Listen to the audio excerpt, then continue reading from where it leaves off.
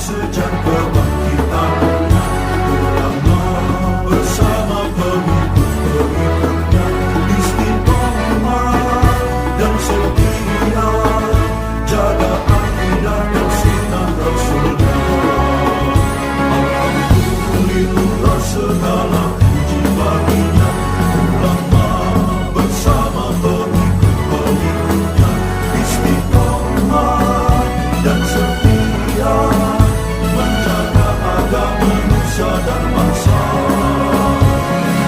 Mari kuatkan niat kita, kita bulatkan tekad kita, terus lanjutkan amal kita, mengembangkan hikmah kita. Assalamualaikum warahmatullahi wabarakatuh. Innal hamdalillah nahmaduhu wa nasta'inuhu wa nastaghfiruh wa na'udzu billahi min shururi anfusina wa min sayyiati a'malina may yahdihillahu fala mudilla lahu wa may yudlil fala hadiya lahu. Asyhadu an la ilaha illallah wahdahu la syarika lahu wa asyhadu anna Muhammadan abduhu wa rasuluh. Allahumma salli ala sayyidina Muhammadin abdika wa nabiyyika wa rasulika an-nabiyyil ummiyyi wa ala alihi wa sahbihi wa sallim taslima biqadri 'azamati dzatika fi kulli waqtin wa hin. Amma ba'd.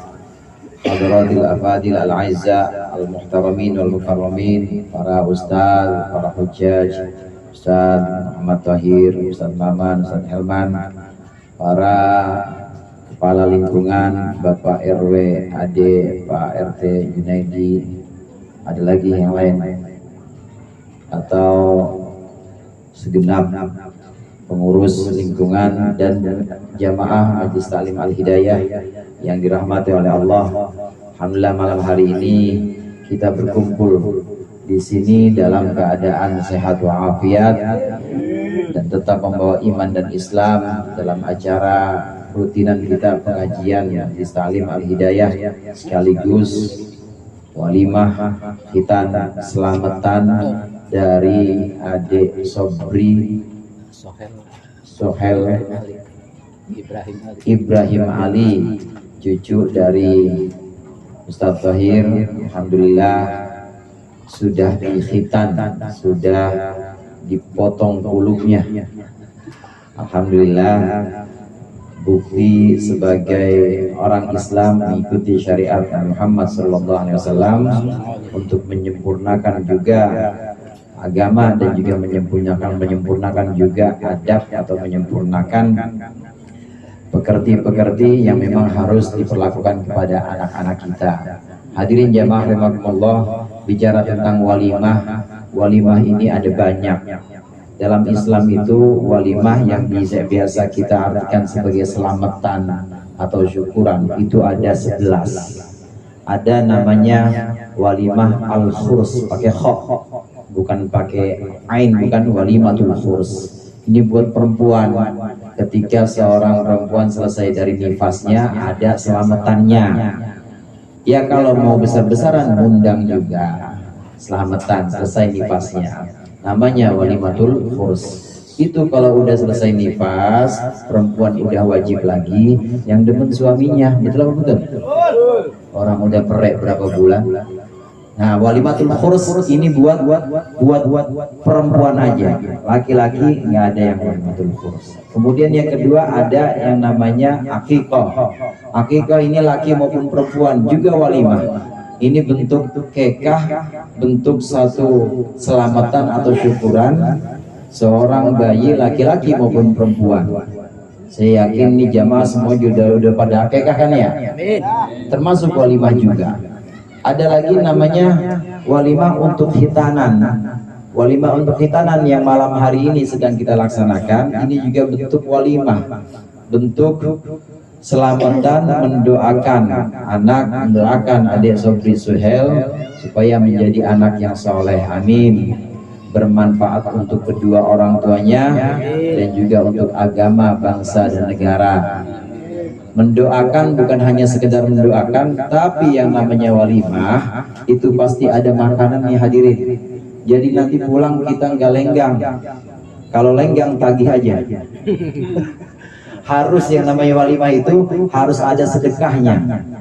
Sabda Rasulullah SAW, aulim walau bisyatin, bikinlah pesta, bikinlah selamatan atau syukuran walau bisyatin, meskipun cuma kambing 1 ekor doang. Ini untuk ukuran orang kaya nih, untuk orang kaya yang lebih dari cukup, minimal senilai 1 ekor kambing. Berapa tuh sekarang? 4 juta deh ya. Itu sekitar untuk orang kaya. Tapi kalau untuk yang tidak mampu, apapun bentuknya sedekah itu, boleh cuma makanan-makanan kecil, boleh cuma cemilan-cemilan, atau sedekah kopi juga nggak apa-apa.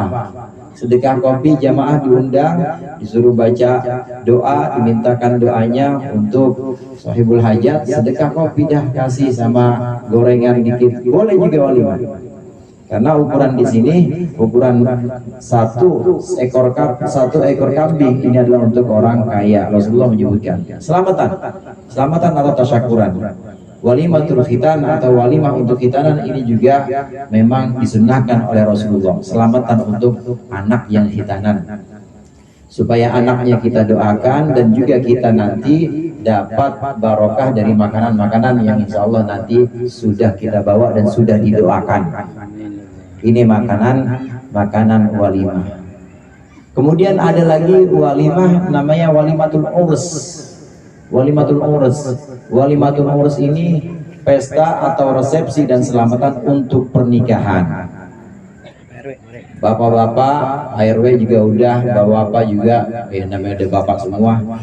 Yang belum itu, yang sebelah kiri sebelah kanan saya nih, hadroh sama sebelah kiri juga ada. Ada yang belum walimah urs, belum nikahan. Kenapa ya? Belum kawin. Jadi abis walimah khitan sunat dipakainya buat kencing aja udah, belum buat apa-apa. Kalau belum apa-apa ya jadinya belum walimatul urs.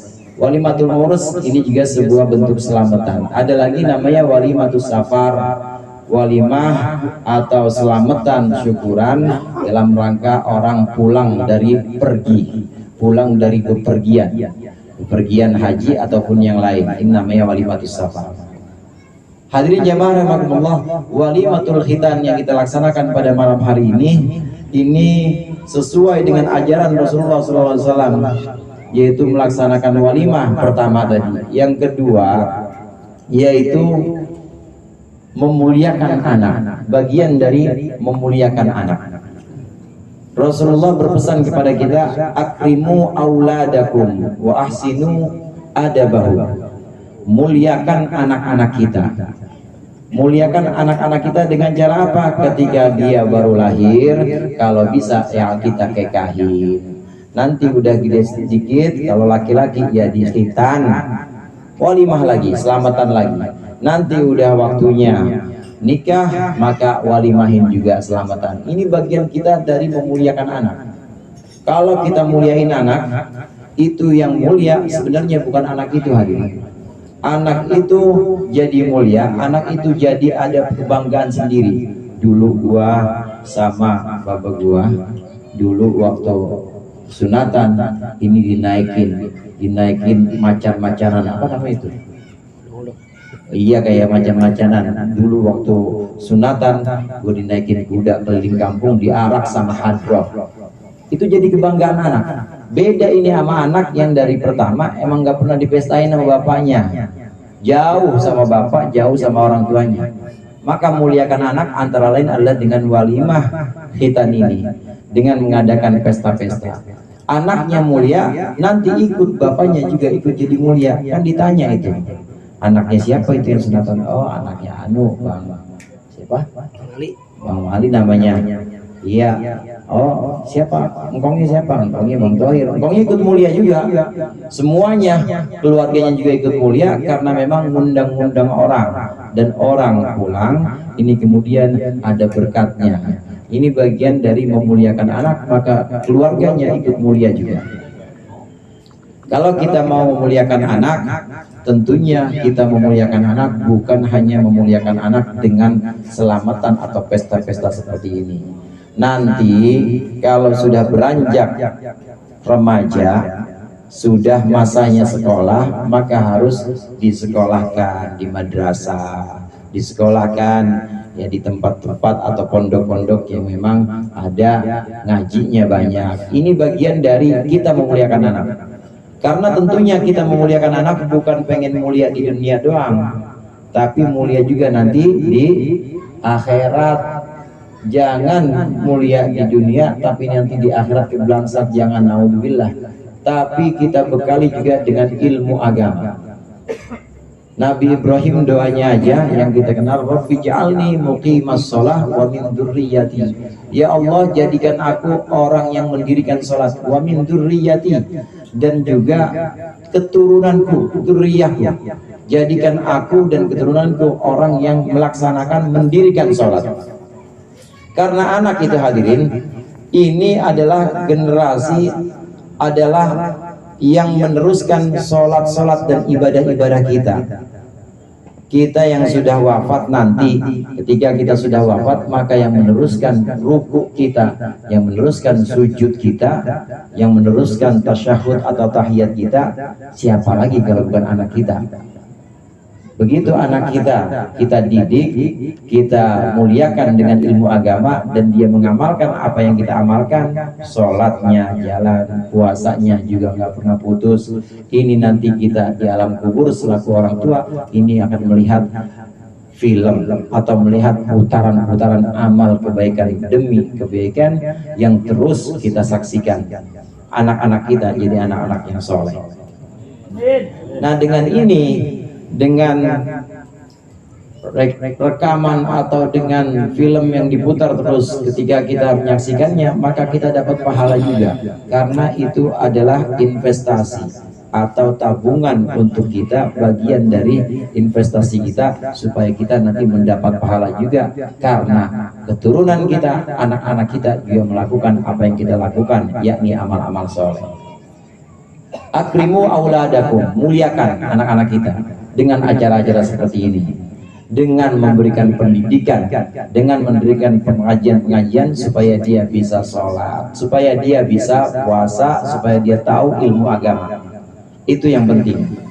Tidak hanya berhenti kepada walimah atau pesta-pesta atau selamatan-selamatan saja, tapi juga dengan memuliakan melalui ilmu, melalui pengajian-pengajian atau sekolah-sekolah. Berikutnya di hadis yang sama Rasulullah menyebutkan, wa akrimu auladakum wa ahsinu adabahu, dan perbaguslah adab mereka. Ini merupakan kelanjutan. Kalau kita memuliakan anak, dikit-dikit selamatan lagi akekahan, selamatan, kemudian hitanan, selamatan lagi, nanti anak habis hafal Quran, selamatan lagi, anak habis lulus S1, selamatan lagi. Selamat mana selamat? Ada orangnya. Kemudian nanti nikahan, selamatan lagi, walimah lagi. Ini kan orang tua muliain anak yang kayak begini. Orang tua muliain anak yang seperti ini ada kesan bahwa ini orang tua baiknya baik banget. Anaknya bagaimana? Ada kesan kalau terlalu memuliakan, maka anak ini bisa ngunjang. Kira-kira ada nggak yang begitu tuh? Semua dimuliain, dibikin pesta segala macam, pokoknya dimuliakan di hadapan orang banyak, di hadapan teman-temannya, tapi anaknya jadi ngelunjang. Mungkin di sini mah nggak ada, tapi bisa kejadian karena saking orang tuanya memuliakan, saking orang tuanya sama anak sayang, maka anaknya itu kemudian ngelunjang sama orang tuanya, mungkin bisa terjadi. Oleh karenanya Rasulullah sebutkan wa ahsinu adabahu. Jangan cuma dibikinin walimah atau selamatan-selamatan seperti hitanan ini, jangan cuma dibikinin selamatan atau walimah seperti walimatul urus, jangan cuma itu, tapi adabnya harus dididik juga. Tapi adabnya juga harus dibentuk. Gimana caranya menghargai orang tua, gimana caranya hormat kepada orang tua, gimana caranya sayang sama orang tua yang sudah mendidik dan juga membesarkan kita. Dua ini, upaya kita memuliakan anak harus diimbangi dengan upaya kita memperbagus adab atau akhlak anak-anak kita, supaya anak kita tahu, supaya anak kita ngerti orang tua itu memang harus muliakan orang tua itu, sayang kepada dia, kepada si anak. Ini anak sudah tahu, anak kudu tahu bagaimana memuliakan dan bagaimana menghormati orang tuanya.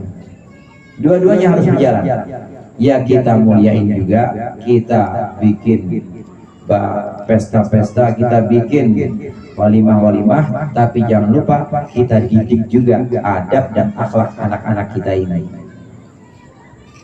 Yang paling baik diantara pendidikan, diantara pengajaran kita kepada anak-anak ini adalah pendidikan agama, karena pendidikan agama ini yang sifatnya sebagai bekal nanti di akhirat. Saya sudah sampaikan tadi, pendidikan agama ini nanti yang akan membuat anak-anak meneruskan ibadah-ibadah kita, yang akan membuat anak-anak ini meneruskan sholat, sujud, puasa kita. Bukan hanya sampai di situ, tetapi untuk itu anak, untuk si anak sendiri, maka ini juga menjadi bekal. Bekal untuk dia bagaimana dia bisa melakukan perbuatan-perbuatan, melakukan ibadah-ibadah yang memang Allah perintahkan. Nah, kuncinya harus ngaji, hadirin. Harus ngapain? Harus ngaji. Kalau ngamalin ibadah, kalau melakukan ibadah-ibadah tapi nggak ada ilmunya, ya sama aja bohong. Sholat Allahu Akbar, tapi madepnya madep ngetan. Sah apa enggak tuh? Madepnya madep timur, bukan madep kiblat, nggak sah. Ya nggak tahu ilmunya, nggak tahu ilmunya. Puasa dibalik. Saya mah puasa dari maghrib sampai subuh, Ustaz. Bukan dari subuh sampai maghrib. Nggak ada ilmunya. Karena nggak ada ilmunya, maka nggak akan jadi ibadah-ibadahnya tertolak semuanya. Wa kullu man bi ghairi ilmin ya'malu a'maluhu mardudatun la tuqbalu.